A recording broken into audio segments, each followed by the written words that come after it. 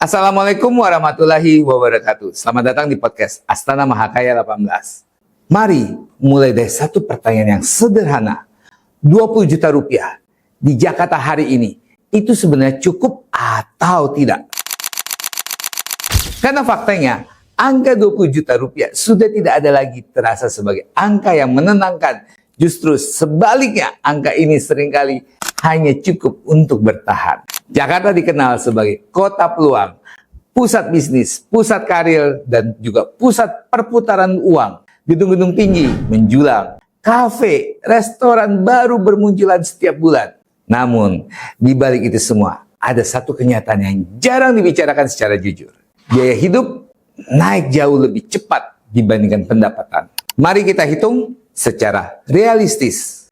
Tempat tinggal bukan apartemen mewah, bukan rumah di pusat kota, atau sekedar kos, atau kontrakan yang layak dan aman. Rata-rata biaya hidup di antara sekitaran 3 sampai dengan 5 juta rupiah per bulan. Dan itu belum termasuk listrik, air, internet, dan juga kebutuhan dasar lainnya.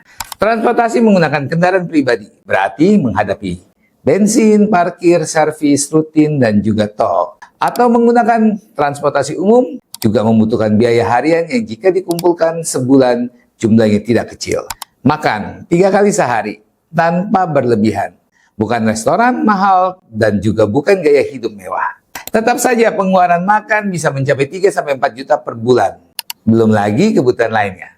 Pulsa, paket data, asuransi atau BPJS, cicilan, dan juga kebutuhan keluarga lainnya dan biaya-biaya tidak terduga yang selalu datang tanpa pemberitahuan terlebih dahulu.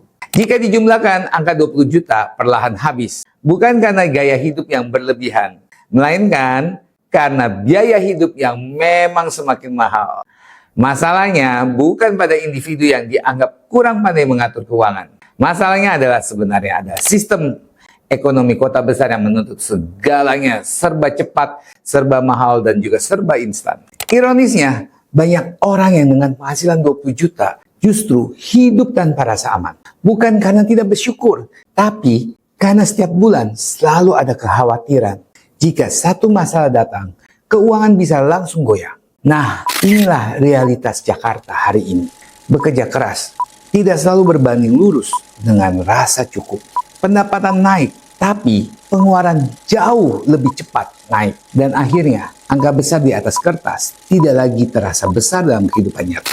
Pertanyaannya sekarang, bukan berapa besar sih gaji ideal di Jakarta, melainkan sampai kapan kota ini bikin warga terus berlari hanya untuk bertahan hidup.